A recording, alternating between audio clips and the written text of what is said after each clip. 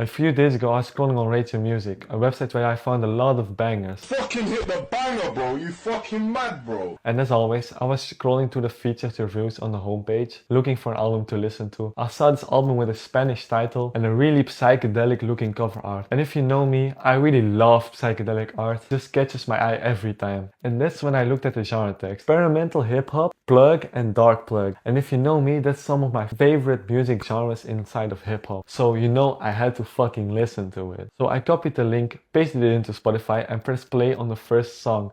And right then and there I got ascended to another place, to another dimension and stayed there for the rest of the album. Before we get into the review, like, subscribe. I'm pushing for 100 subscribers, so hopefully.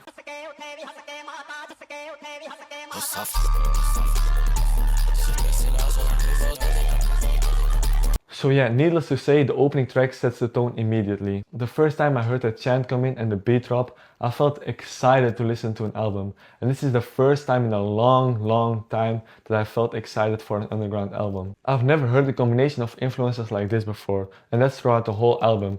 I can't point to any other project and say this album sounds like any other project I've listened to. But I can definitely hear some great influences. And the first one is High C. On No Puedo Decir Que No, they even sampled the synth from LSD on My Tongue by High C. So it's needless to say, it's a big influence. But I hear the influence most in the bass lines. High C always had this weird, super funky bass lines that were nothing like normal rap 808s. For example, on High C's Alphany 222, the synths build up to this drop, and the drop is this amazing bass that just covers your ears, covers the spectrum fully, and it's just an amazing drop. It feels like swaggerboyz study drops like these and try to create their own.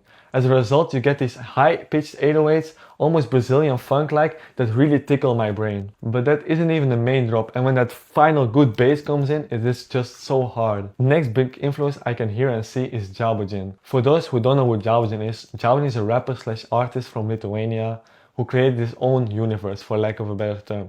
He made his own language, his own symbols, his own TV series, his own lore. He created everything. He pioneered so many things that nobody came close to since. He also inspired many of the top underground rappers of today like Nettspend, xaviersobase, Cemetery and much more. Swaggerboyz are clearly among them, but again, they didn't just copy xaviersobased swag, they studied what made him unique and figured out how to fit that into their own vision.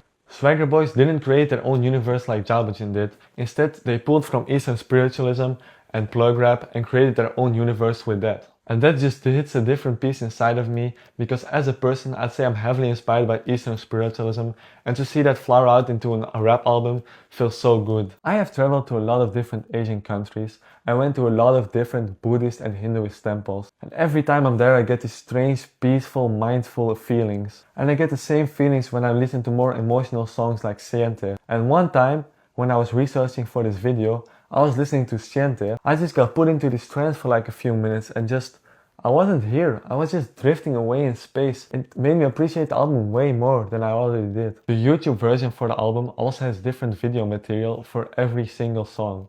And all of them are so beautiful. They blend the Eastern spiritual imagery so well with the psychedelic effects that it just takes me to a different place. It's so beautiful to look at. A huge turn-off for me in the modern underground rap are the lyrics, or rather the lack of meaning inside the lyrics. Like for example, Early Life Crisis by Nettspend is just the same shit said all over a different beat.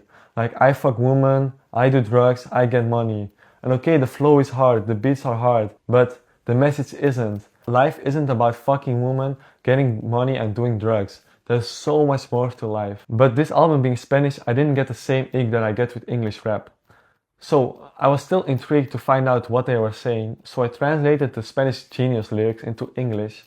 And it turns out the album is really in depth and really has a spiritual part in it. The opening track Buscando, translated to searching, is about a higher being watching them and them trying to take magic mushrooms in order to find that higher being, but they don't even know what or who they're looking for. And then the second track talks about the fact that they have lost their faith a long time ago and that they're stuck in a well of depression and loneliness.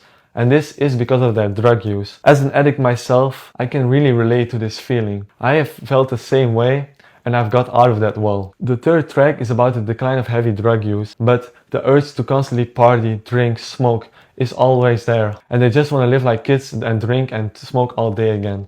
but they're feeling the repercussions of doing that every day now. And the title of the album translates to Losing Adolescent Features, which is the core idea of the album.